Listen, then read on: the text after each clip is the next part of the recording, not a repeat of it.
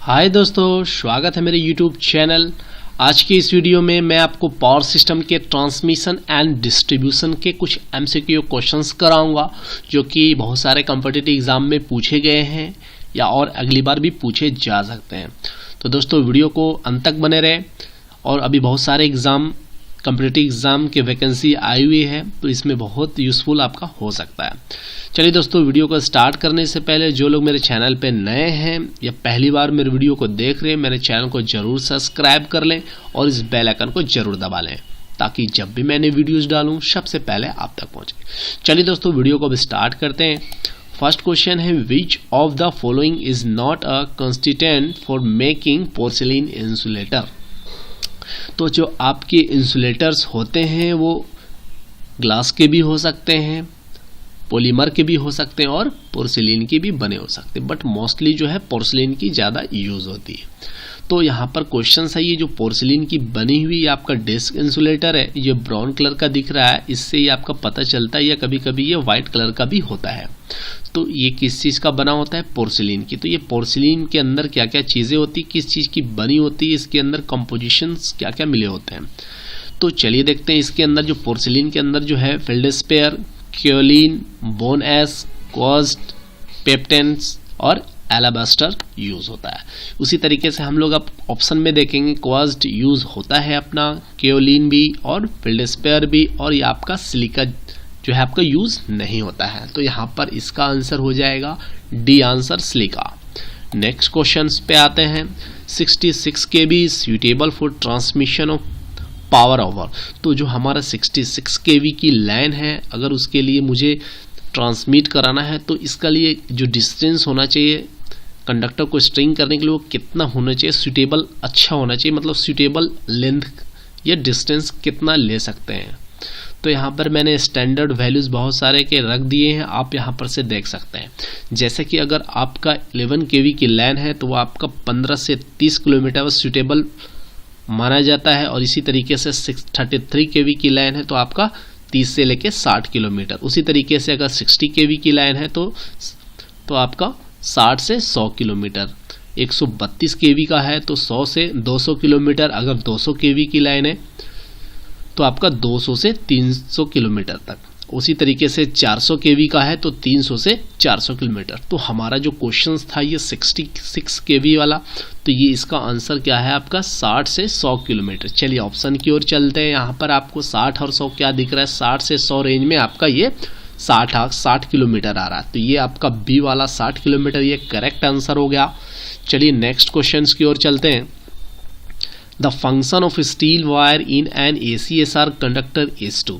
तो हमारा जो ACSR कंडक्टर होता है उसमें जो है इसका फुल फॉर्म क्या होता है? Aluminium conductor steel reinforce. तो यहाँ पर स्टील जो हम लोग ACSR कंडक्टर में यूज़ करते हैं, लगाते हैं, लगा रहता है आपका, तो उसका क्या पर्पस है? तो क्या करता है हमारा स्टील वायर? तो ये आपका एक ACSR कंडक्टर है जिसके अंदर क्या होगा? आपका एल्युमिनियम भी होगा और आपका स्टील भी होगा। तो ऊपर का हिस्सा ये आपका एल्युमिनियम है और अंदर का हिस्सा क्या है? स्टील है। तो एल्युमिनियम, अगर फ्लेक्सिबिलिटी की बात करें तो सबसे ज़्यादा फ्लेक्सिबिलिटी जो होता है इन दोनों में, तो ये एल्युमिनियम का ज़्यादा फ्लेक्सिबिलिटी होता है, ये कम फ्लेक्सिबिलिटी होता है।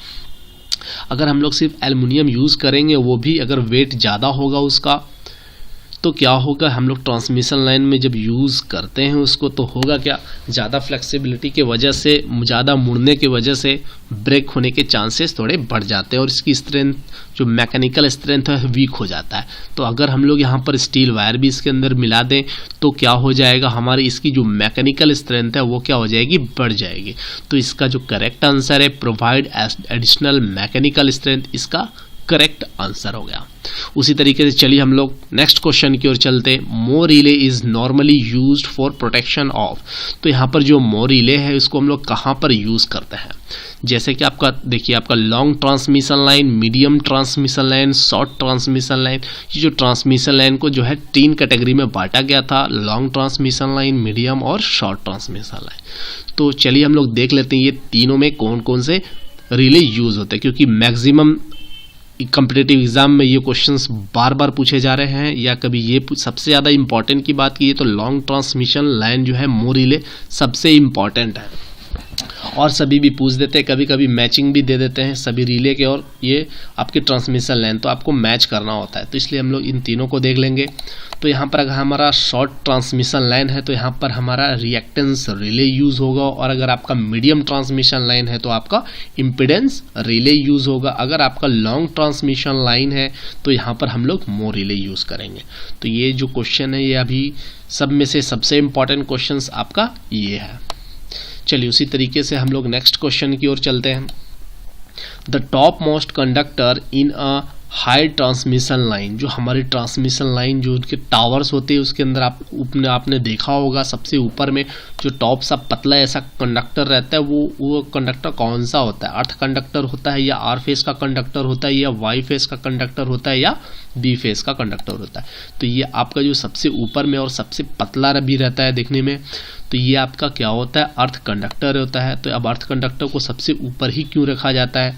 क्या होता है जब आपकी मौसम ख़राब होती, जब आपकी इस लाइटनिंग स्ट्रोक्स आती, बिजली आती है, तो क्या होती, ज़्यादा चांसेस रहते हैं कि वो ट्रांसमिशन लाइन टावर्स वगैरह में क्या कर जाते हैं, गिर जाते हैं।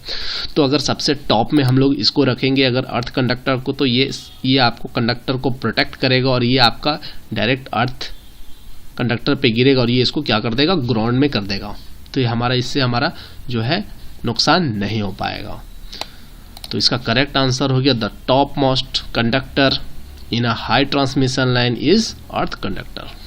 अगर दोस्तों मेरा वीडियो आपको अच्छा लगा होगा तो लाइक जरूर करेंगे और दोस्तों के साथ शेयर करें। Thank you for watching my video. Good luck and have a nice day.